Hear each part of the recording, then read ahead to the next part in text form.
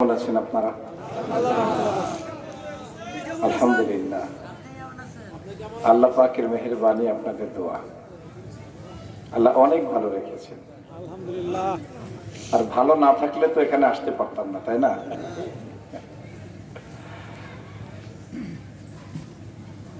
মানুষ পরিবর্তনশীল। আল্লাহ কখন কাকে কবুল করেন এটা বলা যায় না, আবার কখন কাকে গোমরাহ করেন এটাও বলা যায় না। আল্লাহ তাআলা আমাদেরকে কোরআনে কারীমের জন্য কবুল করুন, আমিন।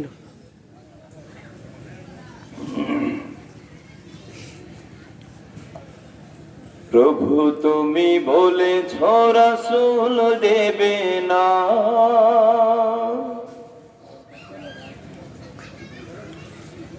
বলনি দেবে না মোর, বলনি দেবে না হামজা তারিক, খালিদ বিজয়ী সমর। প্রভু তুমি বলেছ রাসূল দেবে না, বলনি দেবে না ওমরের যুগ, রাশেদার সেই খেলাফা, ফিরিয়ে দেবে না আলোর সমাজ, কেটে কেটে আধার রাত। বলনি দেবে না ওমরের যুগ, রাশেদার সেই খেলাফা, ফিরিয়ে দেবে না আলোর সমাজ, কেটে কেটে আধার রাত। পৃথিবীতে আর কভু তুমি দেবে না খুলে সোনালি ভোর, বলনি দেবে না হামজা তারিক, খালিদ বিজয়ী সমর। প্রভু তুমি বলেছ রাসূল দেবে না, পৃথিবীর দিকে দিকে শুধু হাহাকার, লাঞ্ছিত মানবতা, মাজলুমানেরই আহাজারিতে বই বাতাসে বিষণ্ণতা। পৃথিবীর দিকে দিকে শুধু হাহাকার, লাঞ্ছিত মানবতা, মাজলুমানেরই আহাজারিতে বই বাতাসে বিষণ্ণতা। পুনরায় পাঠাও গো ওমর আবার, কাটুক আধারে ঘোর, বলনি দেবে না হামজা তারিক, খালিদ বিজয়ী সমর। প্রভু তুমি বলেছ রাসূল দেবে না, বলনি দেবে না মোর, বলনি দেবে না হামজা তারিক, খালিদ বিজয়ী সমর। প্রভু তুমি বলেছ রাসূল দেবে না।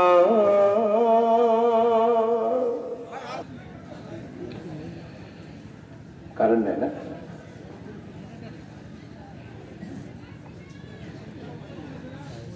ইন্নাল হামদুলিল্লাহ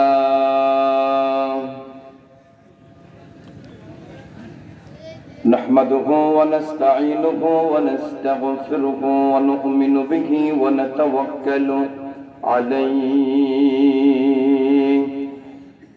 ونعوذ بالله من شرور أنفسنا ومن سيئات أعمالنا من يهده الله فلا مضل له ومن يضلل فلا هادي له ونشهد أن لا إله إلا الله وحده لا شريك له ونشهد أن سيدنا وسندنا وحبيبنا ومولانا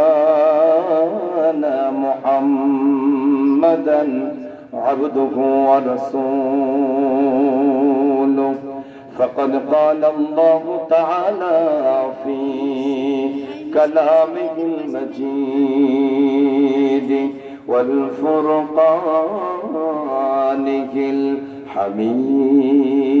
الحميد محبتر সাথে সকলে বলি আউযু বিল্লাহি মিনাশ শাইতানির রাজীম বিসমিল্লাহির রাহমানির রাহিম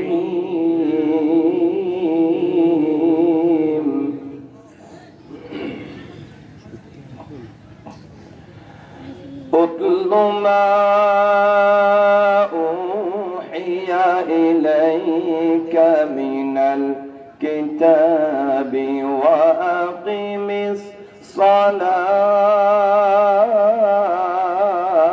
الصلاة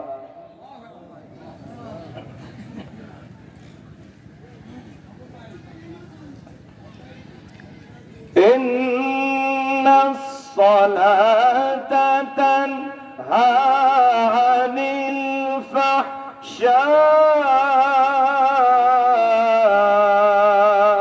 الفحشاء والمنكر الله أكبر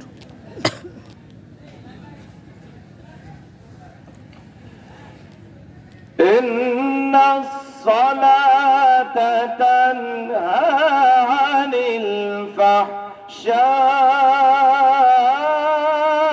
الفحشاء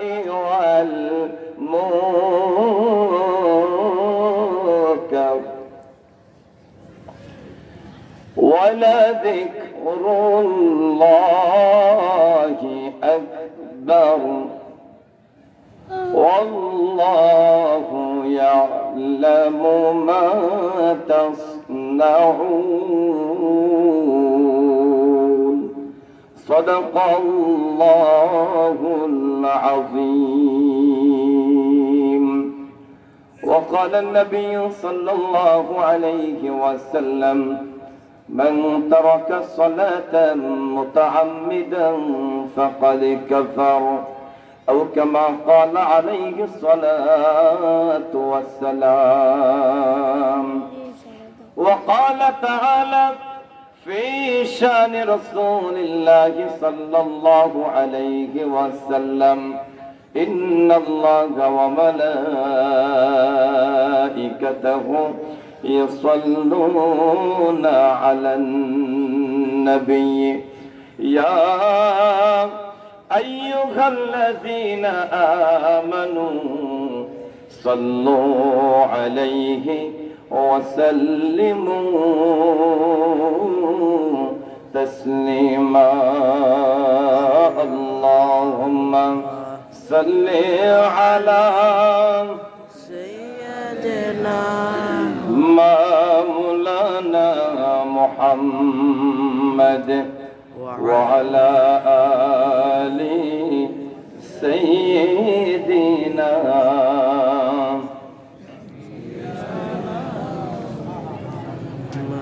ওগো আমার দয়ার নবী দাও না কেন দেখা আর কত কাল তোমার জন্য কাঁদব আমি একা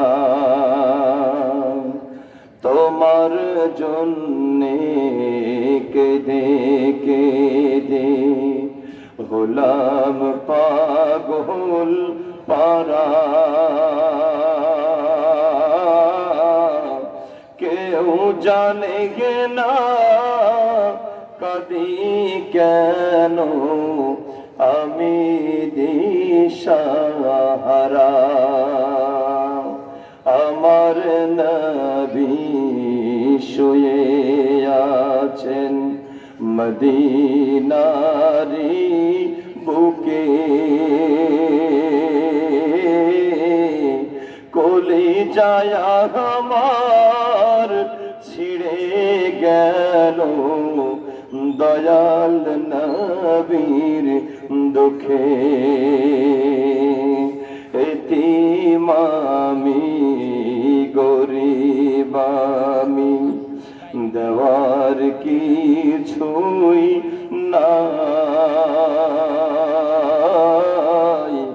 আছে শুধু ভালোবাসা দিয়ে গেলাম তাই, আছে শুধু চোখের পানি দিয়ে গেলাম তাই। একটু জিকির করে লা ইলাহা ইল্লাল্লাহ লা ইলাহা ইল্লাল্লাহ। আলহামদুলিল্লাহ, ঐতিহ্যবাহী তো আজকের মাহফিলে আসতে পেরে আমিও খুশি, আপনারাও খুশি। এজন্য আসুন আল্লাহর দরবারে শুকরিয়া আদায় করি আলহামদুলিল্লাহ। আরো জোরে বলি আলহামদুলিল্লাহ। রব্বানা লাকাল হামদ হামদান কাসীরান তাইয়িবান মুবারাকান ফি। আল্লাহ তাআলা শুকরিয়া আদায় করা ছাড়া বান্দার আর কোনো উপায় নাই। কারণ শুকরিয়া কেন করব না? কোন নিয়ামত আল্লাহ তাআলা আমাদেরকে দেন নাই বলেন? আল্লাহ তাআলা আমাদেরকে দেখার জন্য চোখ দিয়েছেন, আমাদেরকে বলার জন্য ঠোঁট দিয়েছেন, জিহ্বা দিয়েছেন, সুন্দর সাউন্ড শোনার জন্য আল্লাহ তাআলা আমাদেরকে কান দিয়েছেন। যখন যেই খাবারের প্রয়োজন আল্লাহ সুবহানাহু ওয়া তাআলাকে বলা লাগে না যে আমাদের এই সিজনে এই খাবারের প্রয়োজন, আমাদের শরীরের জন্য এটা জরুরি। এটা আমি আপনি বলার আগেই আমার আল্লাহর সুন্নাত অনুযায়ী তিনি আমাদেরকে অবারিত করে দিয়েছেন সেই নিয়ামতগুলো। কথা বলুন ঠিক কিনা? এই নিয়ামতের শুকরিয়া যদি আমরা আদায় করার চেষ্টা করি, আমার বিশ্বাস 24 ঘন্টা যদি সিজদায় পড়ে থাকি তাহলেও এর শুকরিয়া আদায় হবে না। আল্লাহ তাআলা বলেন ফাবি আইয়ি আলা'i রাব্বিকুমা তুকাজ্জিবান। ও দুনিয়ার মানুষেরা, কোন কোন নিয়ামতকে অস্বীকার করবে যা আমি আল্লাহ তোমাকে দেই নাই? কথা ঠিক কিনা? কোন নিয়ামতকে অস্বীকার করবা যেটা আমি তোমাকে দেই নাই? এর বিনিময়ে আল্লাহ তাআলা কি চেয়েছেন? আল্লাহ তাআলা গোলামি চেয়েছেন, আল্লাহ তাআলা দাসত্ব চেয়েছেন, আল্লাহ তাআলা সিজদা চেয়েছেন। কিন্তু আমরা মানুষ এতটা নেমক খারাপ, আমরা মানুষ এতটা বেঈমান, এতটা অকৃতজ্ঞ, আমরা দিন শেষে অন্তত আল্লাহ পাকের কদম মোবারকে একটু সিজদা দিব, সেটাও অনেকের কপালে জোটে না। কথা বলুন ঠিক কিনা? সম্মানিত ভাইরা আমার, আমরা পারিবারিক ভাবে হোক, বংশীয় ভাবে হোক, আর ব্যক্তিগত চেষ্টাই হোক, আমরা সবাই মুসলমান। কথা বলুন ঠিক কিনা? মুসলমান আমরা। বাংলাদেশে যে শুমারিটা হয়, এই শুমারি অনুযায়ী 92% লোক হলো মুসলমান, আর বাকি মাত্র 8% লোক হলো বিধর্মী, বা আমাদের ধর্মীয় ভাষায় এদেরকে বলা হয় কাফির। যেহেতু তারা আল্লাহকে সরাসরি স্বীকার করে না, মাধ্যমে তারা স্বীকার করে, ঠিক কিনা বলুন? এই জন্য তাদেরকে বলা হয় মুশরিক, মুশরিক বলা হয়। আল্লাহর সাথে অন্য কাউকে অংশীদার করে। হিন্দু বলেন, বৌদ্ধ বলেন, খ্রিস্টান বলেন, অন্যান্য যত ধর্ম পৃথিবীতে আছে, প্রায় 150-র উপরে ধর্ম পৃথিবীতে বিরাজমান। তো সব ধর্মের মানুষেরা একমাত্র মুসলিম বাদে আর কেউ আল্লাহ পাকের ইবাদত করে না। করলেও আমার আল্লাহ কর্তৃক মনোনীত যে ইবাদত, আল্লাহ কর্তৃক দেওয়া বিধান যে ইবাদত, এইটা তারা করে না।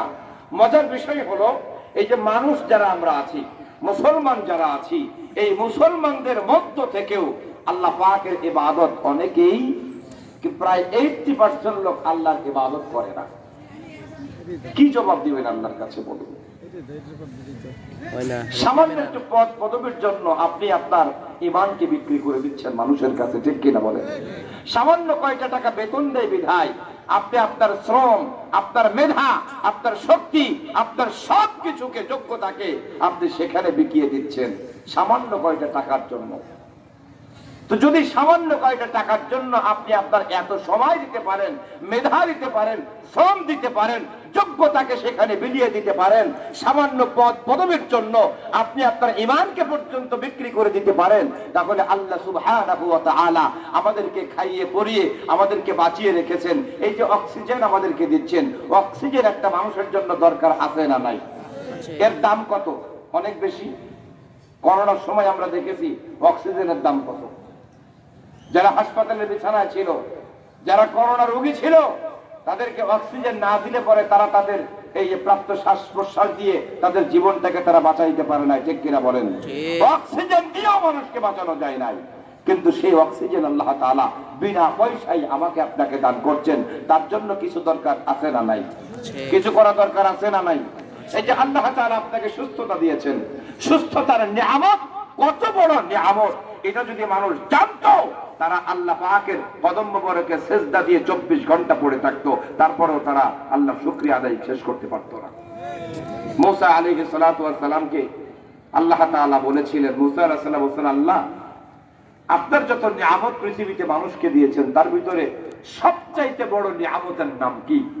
আল্লাহ সুবহানাহু ওয়া তাআলা বললেন, এক নম্বরে সবচেয়ে বড় নিয়ামতের নাম হলো সুস্থতা। সুবহানাল্লাহ।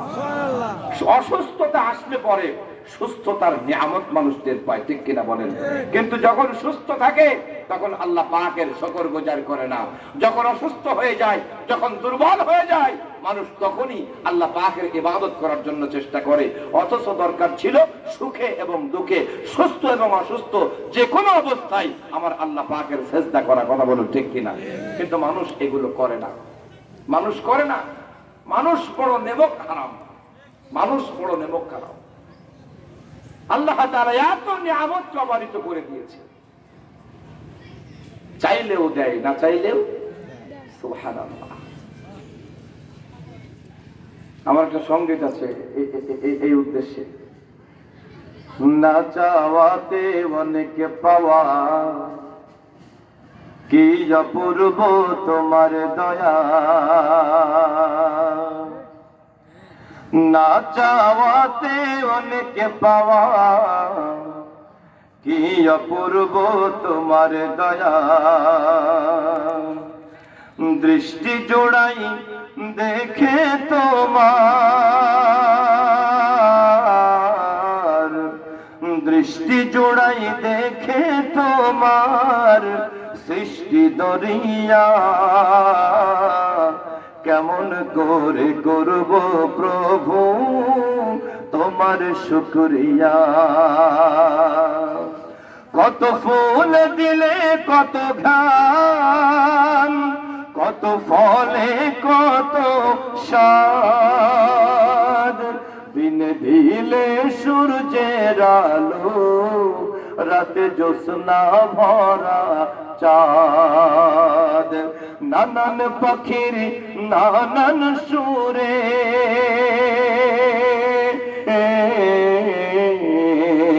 নানান পাখির নানান সুরে মুগ্ধ দুনিয়া, কেমন করে করব প্রভু তোমার শুকরিয়া, আমায় পালতে দিলে যেমন অমূল্য ধন মা, হাজার জন্ম গোলামিতে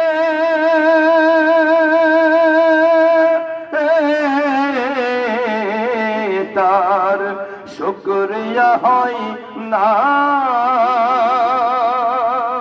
কোন পশু কোন প্রাণী রূপে মোরে পাঠাওনি ধরায়, সৃজিলে মানুষ রূপে তোমার গুণগান করায়।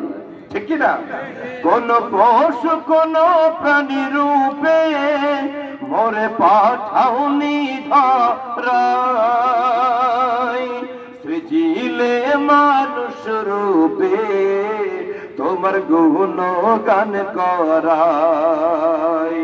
জনম যেন যাই গো আমার,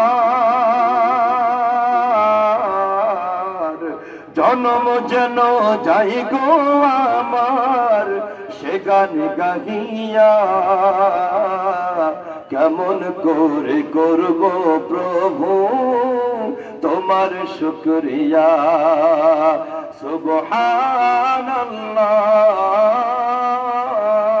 আলহামদুলিল্লাহ,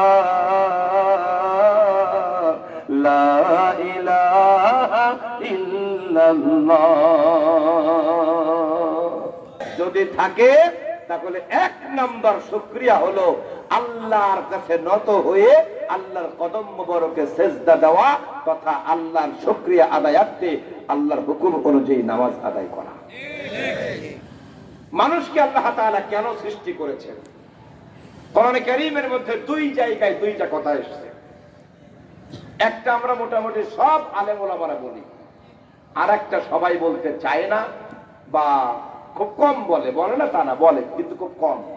কারণ এই কথাটা বললে পরে এই বিগত 17 বছরে বিশেষ করে যারা বলেছে তারা হামলার শিকার হয়েছে, মামলার শিকার হয়েছে, জেল জরিমানার শিকার হয়েছে, খুন এবং গুণের শিকার তারা হয়েছে। কথা বলো ঠিক কিনা?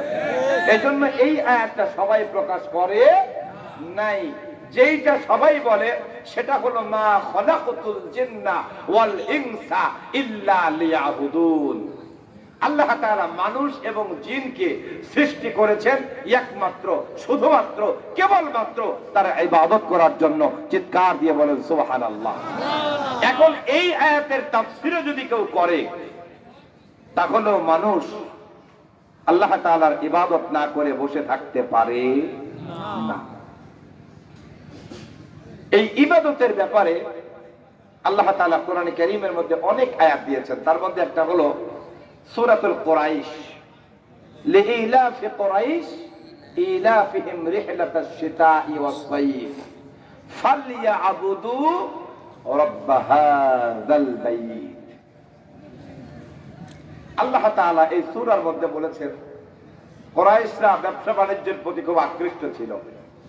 শীতকালটা মানুষের জন্য একটা মৌসুম, যে কোনো বিষয়ে ব্যবসা বাণিজ্য করেও আরাম, হজ-নসিহত করেও আরাম, শুনেও আরাম, পোশাক পরিচ্ছদ গায়ে দেওয়ার জন্যও আরাম, ব্যবসা বাণিজ্যের ক্ষেত্রেও এই শীতকালটা আরামের। ঠিক কিনা বলেন? কারণ শীতের সময় পোশাক মানুষের বেশি লাগে, কেনা বেচাও বেশি হয়। কথা বলেন ঠিক কিনা? তো কুরাইশরা এই শীতের সময়টাকে তারা ব্যবসা বাণিজ্য এমন ভাবে করত যে তারা আল্লাহর ইবাদত করবে, আল্লাহর গোলামি করবে, এটা তারা বেমালুম ভুলে যেত। এজন্য আল্লাহ তাআলা তাদের উদ্দেশ্যে বলেন ফালিয়াবুদু রাব্ব হাযাল বাইত। ও দুনিয়ার মানুষেরা, ও কুরাইশ বংশের লোকেরা, ও মক্কার জমিনের বাসিন্দারা, তোমরা শুধুমাত্র দুনিয়া দুনিয়া করে পাগল হয়ে যেও না। ব্যবসা বাণিজ্যের যে আসক্তি তোমাদের মধ্যে আছে এর জন্য তোমরা পাগল হয়ে যেও না। তোমরা অন্তত ব্যবসা করো, পাশাপাশি আমি আল্লাহ পাকের ইবাদত করো। কারণ ব্যবসার ভিতরে বরকত দেওয়ার মালিক কে? আরো জোরে বলেন কে? যে যা করে না কেন তার ভিতরে বরকত যদি না থাকে ওই জিনিস দিয়ে কখনো তার সংসার সুন্দরভাবে মিটবে না। কথা বলো ঠিক কিনা? রাব্ব হাযাল বাইত, যদিও এটা খানায়ে কাবাকে উদ্দেশ্য করে বলা হয়, কিন্তু বাংলার জমিনে আমরা যারা ইবাদত করব আমাদের জন্য সবার খানায়ে কাবায় যাওয়া সম্ভব না। কথা বলুন ঠিক কিনা? এই জন্য আপনার এলাকায় যে মসজিদ এটা হলো আপনার জন্য কাবা। আল্লাহ বলেন আমার ইবাদত করবে। আব্দুল শব্দের অর্থ হলো গোলাম, গোলামি করবে, দাসত্ব করবে। এক কথাই আল্লাহ রাব্বুল আলামিন তোমার যেই মাথাটা দিয়েছে, মস্তকটা দিয়েছে, তোমার আইডেন্টিটি, তোমার সম্মান, তোমার মর্যাদা, তোমার এই মাথা, এটা হলো তোমার মর্যাদার প্রতীক। কথা বলুন ঠিক কিনা? একটা মানুষের মৌলিক জিনিস হলো তার মাথা। যার মাথা থাকে না ওই মানুষ আর বাঁচে না। সুতরাং তোমার মাথাটার মূল্য সবচেয়ে বেশি। ওই মাথা আমি আল্লাহ রাব্বুল আলামিনের কদম মোবারকে তুমি যদি ঠেকায় দিতে পারো, আমার কাছে তুমি নথি স্বীকার করতে পারো, তোমার মাথাটাকে, তোমার কপাল, তোমার নাকটাকে আমার কদম মোবারকে যদি লাগাই দিতে পারো, এর চাইতে বড় ইবাদত আমি আল্লাহর কাছে আর নাই। এখন ইবাদত মানুষ করে, সবাই কিন্তু আল্লাহর ইবাদত করে না। আল্লাহ রাব্বুল আলামিন এখানে কেন বলেছেন ফালিয়াবুদু রাব্ব হাযাল বাইত, ফালিয়াবুদু রাব্ব হাযাল বাইত। আল্লাহ একটা ঘরকে নির্দিষ্ট করে বলে দিয়েছেন রব্ব হাযাল বাইত। যেহেতু আয়াতটা মক্কা নগরীতে নাযিল হয়েছে, এই জন্য আল্লাহ বলেছেন হাযাল বাইত, এই ঘরের রবের ইবাদত করো। কারণ রবের ইবাদত ছাড়া দুনিয়ার কিছু মানুষের ইবাদত করা যায় কি যায় না। যেই সেজদা মানুষকে আল্লাহ রাব্বুল আলামিন তার কদম মোবারকে দিতে বলেছেন, আল্লাহ ছাড়া মানুষ কাউকে সেজদা করবে না। এটা আমার আল্লাহর বিধান, এটা আমার রাসূলের বিধান। আল্লাহ ছাড়া যদি কাউকে মানুষ সেজদা করে, ওই ব্যক্তি আর মুমিন থাকে না, ওই ব্যক্তি হয়ে যায় মুশরিক। এখন অন্য জায়গায় ইবাদত করার জায়গা আছে না নাই? এই জমিনের মধ্যে অনেক মানুষ আছে, মানুষ হয়ে আরেকটা মানুষকে সেজদা করে, আছে না নাই? জীবিত মানুষও আছে, আবার মৃত মানুষও আছে। আমার আল্লাহ রাব্বুল আলামিন এই জন্য বলেন, তোমরা যদি আমি আল্লাহ পাকের ইবাদত করতে চাও, তাহলে অবশ্যই অবশ্যই আমাকে যদি পেতে চাও, ওই ঘরের মধ্যে আমাকে পাবি। কারণ সে সময় ছিল মূর্তি, কি ছিল? খানায় কাবার মধ্যে মূর্তি ছিল কতটা? 360টা মূর্তি ছিল। ওর মধ্যে সবচেয়ে বড় মূর্তির নাম ছিল হুবল। মানুষ সেখানে গিয়ে মাথা ঠেকাইতো। এই যে এখনো পর্যন্ত আপনাদের রাজবাড়ী জেলাটার মধ্যে আমি মনে করি আমাদের হিন্দু ভাইদের সংখ্যা একেবারে নগণ্য না, মোটামুটি বেশ, ঠিক কিনা? এই যে আপনাদের এখানে আসার পথেও আমি একটা মন্দির দেখে আসলাম, সেখানে অনেকগুলো, কয়েকটা মন্দির এখানে আছে, অনেকগুলো মূর্তি তারা বানায় রাখছে সেখানে। এখন এটা হলো তাদের ধর্ম, তাদের ধর্মের ব্যাপারে আমাদের কোনো বক্তব্য নাই। লাকুম দীনুকুম ওয়ালিয়া দীন। তার ধর্ম তার কাছে, আমার ধর্ম আমার কাছে। এবং আল্লাহ তাআলা কোরআনে কারীমে বলছে তোমরা অন্য ধর্মের গীবত করবে না, অন্য ধর্মের কটাক্ষ করবে না। তাহলে কি হবে? ওরা অজ্ঞতা বশত তারা তোমার রবকে বিভিন্ন ধরনের গালিগালাজ করবে, কটু মন্তব্য করবে। কথা বলো ঠিক কিনা? ইসলাম। আল্লাহ বলছেন আমার কাছে মনোনীত দিন হলো একমাত্র ইসলাম। এই দিনটাকে আমি মানুষের সামনে পৌঁছে দেওয়ার জন্য যুগে যুগে নবী এবং রাসূলকে প্রেরণ করে দিয়েছি। সুতরাং আল্লাহর কাছে যেটা মনোনীত সেটাকে আমরা মানতে হবে এবং মানুষকে সেই দিকে আহ্বান করতে হবে। কথা বলুন ঠিক কিনা? আল্লাহ ছাড়া অন্য কোন রবকে আমরা মেনে নিতে পারি না। আল্লাহ কর্তৃক মনোনীত ধর্ম ছাড়া অন্য কোন ধর্মকে মেনে নিতে পারি না।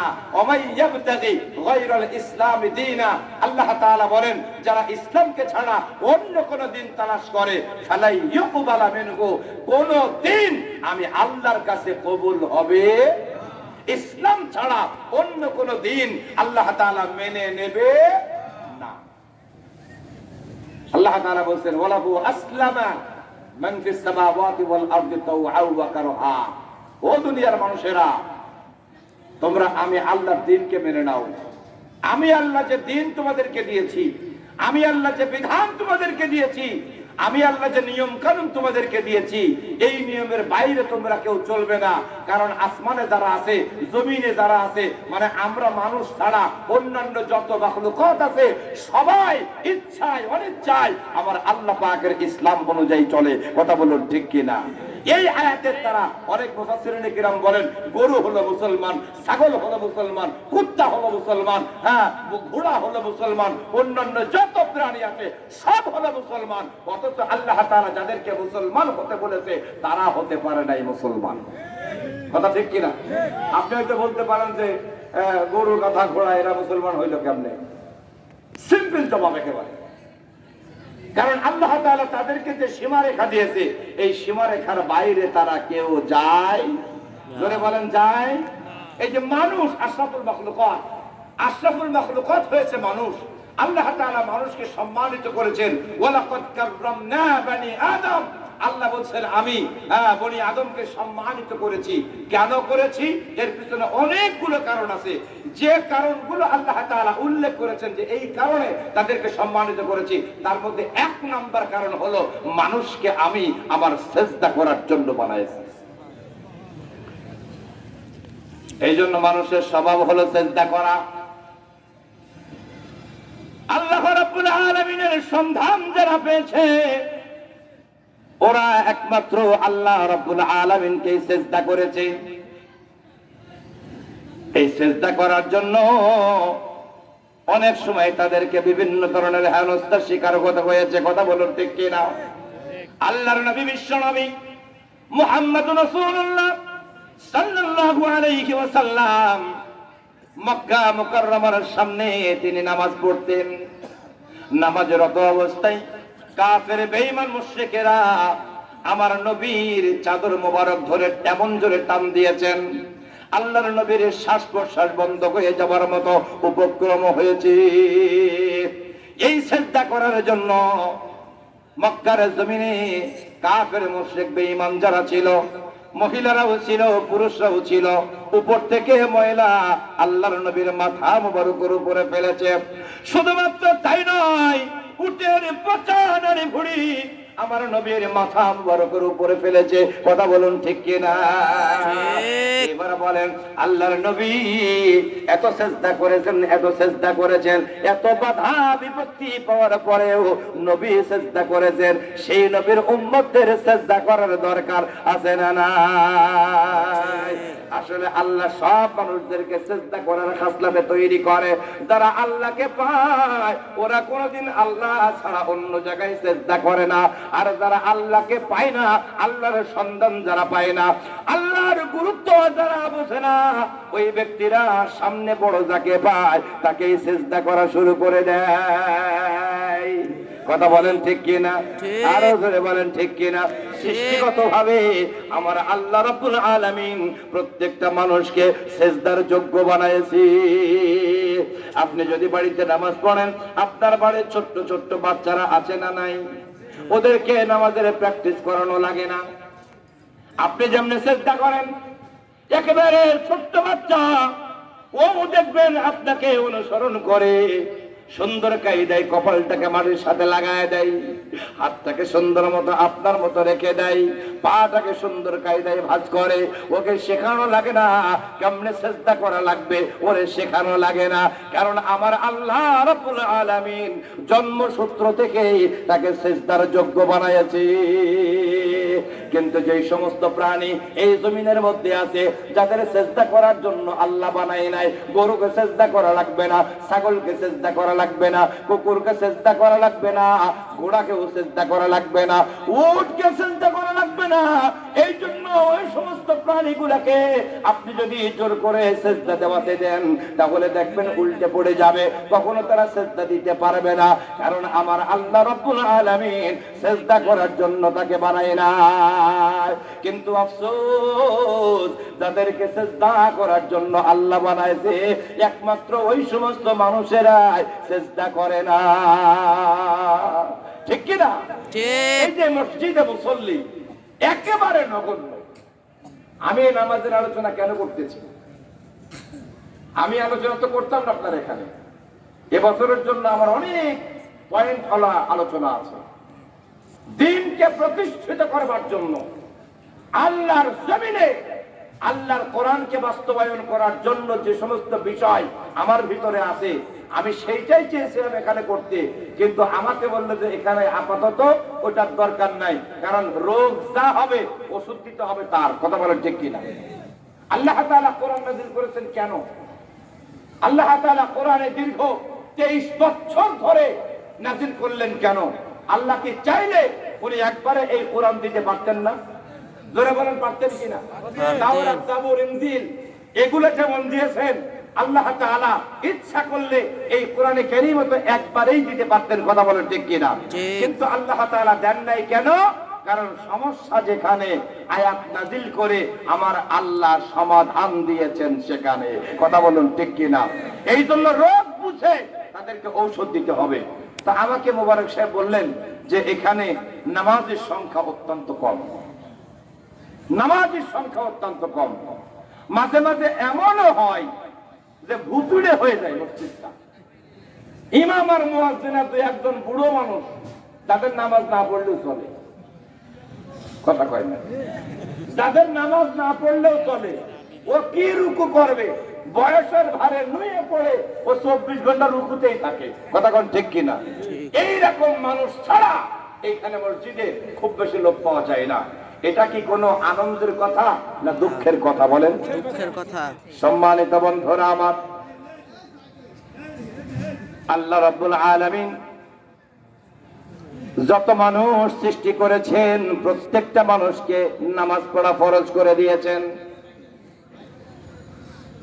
কিয়ামতের ময়দানে প্রত্যেকটা মানুষকে আল্লাহ রাব্বুল আলামিনের সামনে যখন দণ্ডায়মান হতে হবে, তার মানে বিচারের জন্য মানুষকে যখন দাঁড় করানো হবে, ও লোকসের এলাকার ভাইরা, ও আমার প্রিয় রাজবাড়িবাসী, ওই সময় প্রত্যেকটা মানুষ আল্লাহর দরবারে দাঁড়াবে, আল্লাহর সামনে দণ্ডায়মান হবে।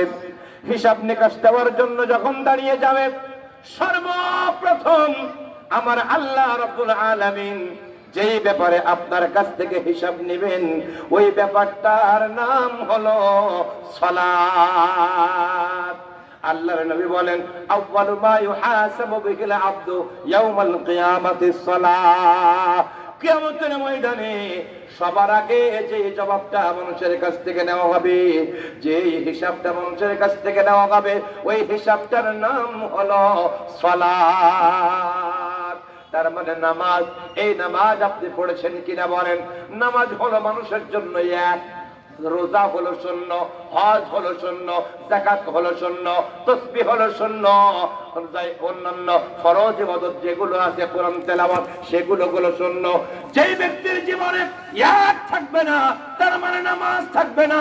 ওই ব্যক্তি যদি হজ করে, যাকাতও দেয়, রোজাও রাখে, তাসবিহ পড়ে, জিকিরও করে, দান সদকা জিহাদ যাই করে না কেন, ওই ব্যক্তির নামাজ যদি ঠিক থাকে সবগুলো ঠিক থাকবে। আর যারা নামাজ ঠিক থাকবে না, ওই ব্যক্তির হজও কাজে লাগবে না, যাকাতও কাজে লাগবে না, দান সদকা কাজে লাগবে না, জিকির আজকার কাজে লাগবে না। এক কথায় কোনো ইবাদত আমার আল্লাহর দরবারে কবুল হবে না। এখন নামাজের গুরুত্ব আছে না নাই? আরো জোরে বলেন আছে না নাই? এখন মানুষ নামাজ পড়ে না, এটাও কিন্তু বলা যাবে না। হয়তোবা সে ব্যক্তি 5 ওয়াক্ত পড়ে না, কিন্তু সে ব্যক্তি জুম্মার নামাজ পড়ে। কথা কোন ঠিক কিনা? যেমন আজকে আপনাদের মসজিদের মধ্যে মুসল্লি ঠেলে ফেলানো যায় নাই। অন্যান্য সময় আসুক আর না আসুক, আজকে বারান্দায় জায়গা হয় নাই। কেন? কারণ আজকে শুক্রবার। এই যে শুক্রবার আসে, অন্যান্য সময় আসে না, কেন আসে না? এর পিছনে কারণ আছে না নাই? আছে। আমি মনে করি সবাই কম বেশি নামাজ পড়ে, কিন্তু নামাজের প্রতি তাদের মহাব্বত পয়দা হয় না, নামাজের প্রতি তাদের একাগ্রতা থাকে না, নামাজের প্রতি দরদ সৃষ্টি হয় না। কেন? কারণ যে নামাজ একদিন পড়ে যায়, ওই নামাজ আমার আল্লাহ রাব্বুল আলামিনের দরবারে পৌঁছায় না।